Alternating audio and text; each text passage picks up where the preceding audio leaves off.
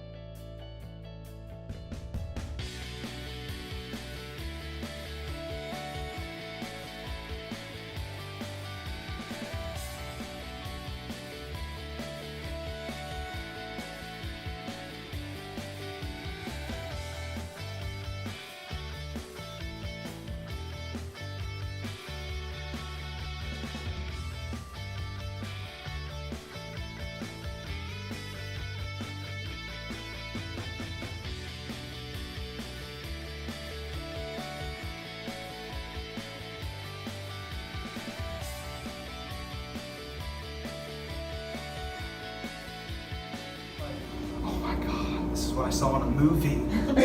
A kid's ripping wings off a butterfly. I've got to go and do something. I've got to take it to a psychiatrist, and then the next thing you know, they're on drugs and all this type of stuff. It happens every day. So I'm not going to read all of these, but I just want to offer out some examples of how violence can be medicalized.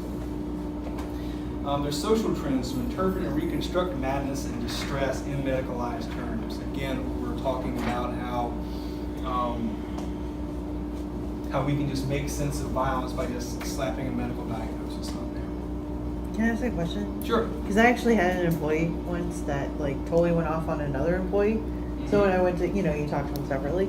The one employee said, well, I'm bipolar, so I really couldn't control myself. Exactly. So, I mean, no, I'm dead serious. And I'm like, well, then you need to do something because you can't do this. I mean, this is not how you can behave. Yeah. I didn't want to say go start drugs, even though sometimes I wonder. But, what do you do? I mean, what do you do with people like that who automatically take whatever they have been labeled and that is their scapegoat for their actions? It is. It takes responsibility off of them. Right. And that's dangerous. Yo, I'm so lost right now on this campus. It's my first day. I don't know where I'm going. I think I'm going to the right place. Oh yeah, I think I know where I'm at now, but it's kind of scary. It's about 9 o'clock at night. So, not know where you're going on a new campus, 9 o'clock at night. Kind of scary, y'all. But I found my way. The parking lot is empty. I had a good class. It was really, really interesting. I love psych, so I knew it would be, but it really didn't seem too bad. Got a little fidgety at the end, but other than that, it was not too bad. So my last and final book came just in time. Thank God, because I only had a week left to use my access code, so let's see what this looks like. This is my abnormal psychology book.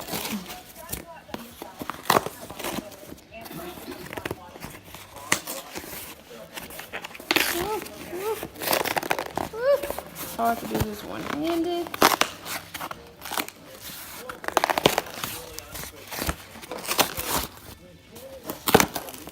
There we go.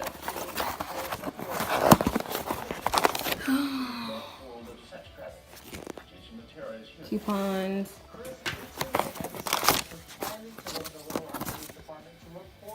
invoice, receipt.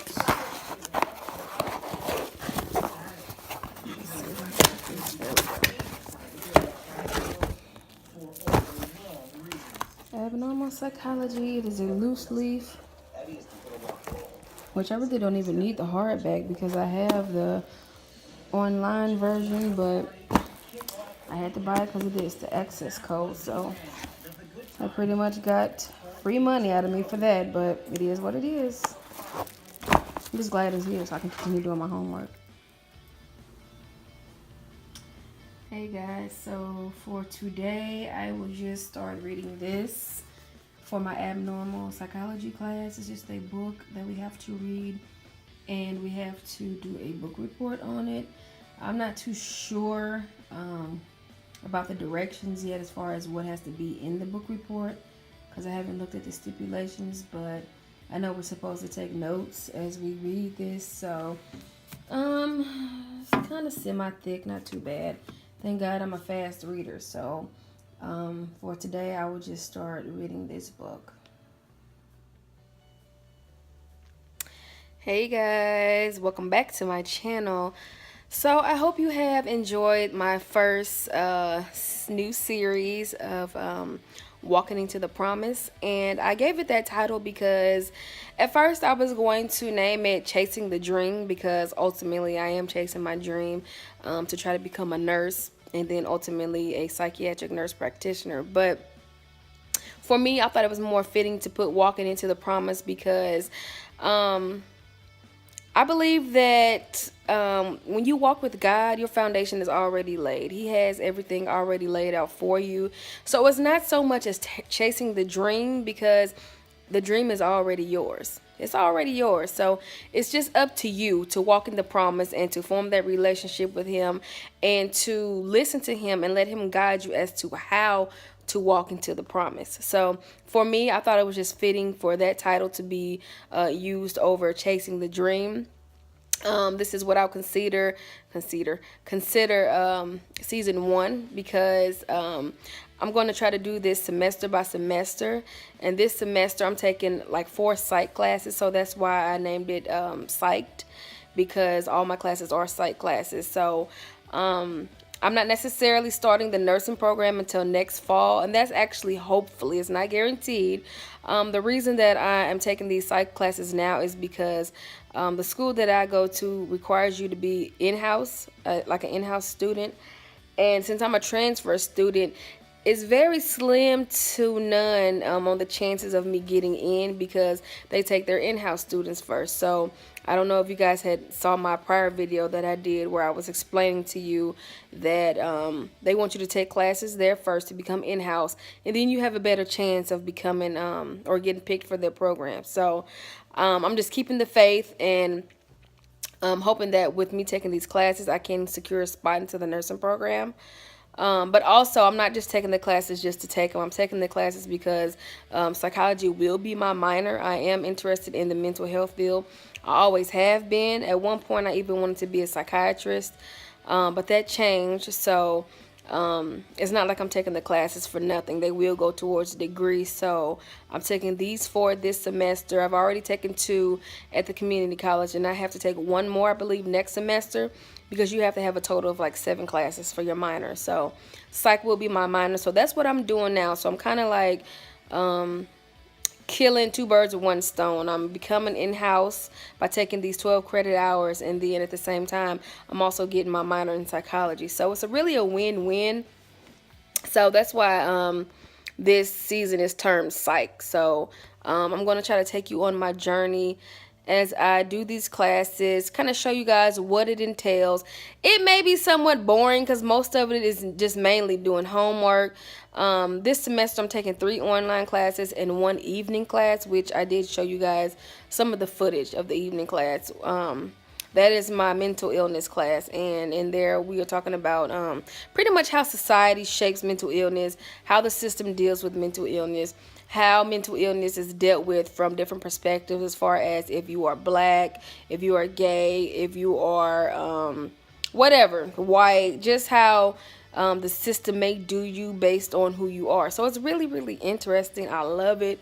I've always loved psych. I've always loved people's minds and the way that they think, and I always wonder why they think the way that they do. So it's really interesting class, and I like it. So I'm gonna try to keep it as non-boring as I can, but like I said, like you guys already know, school is just a bunch of homework and lectures and getting things done. So um, excuse me, I just wanted to kind of document that, just to show you guys that, you know, if you walk with God, you can get things done. And not to say that you can't get things done if you don't walk with God, but I just kind of want to be an example of how your life can be elevated if you lean on God, if you listen to his word.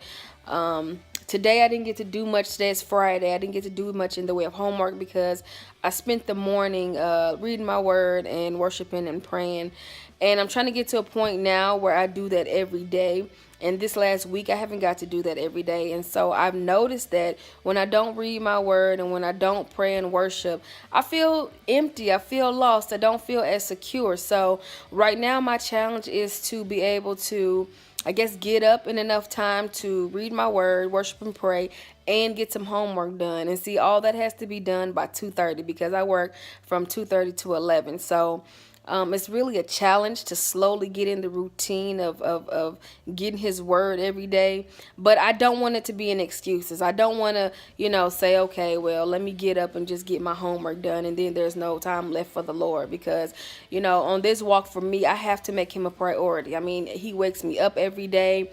He gets me started on my way. There's no reason why I shouldn't be able to take out even 15, 20 minutes to praise and worship or either read the word. So I want to be able to do both. So I think that's going to require me to kind of like get up maybe like even like 7 in the morning if I have to. And I try to devote at least an hour to reading the word, to worshiping and praying. And then I want to be able to get my homework done on top of going to work in the evening. So that means I have to go to bed a little bit earlier, not stay up to, you know, 1 and 2 in the morning like I usually do, because with me getting off at 11, I usually, you know, take a couple hours to wind down. I'm scrolling my phone, just doing nonsense. So I have to adjust my schedule, but I believe that it's all going to be worth it. So I hope that you guys will continue to watch and watch me grow, not only, you know, educational wise, but spiritual wise. You know, I just want to be the best that I can be, and I want to do it through him so that I can be a living, you know, testimony and tell people of the goodness of God and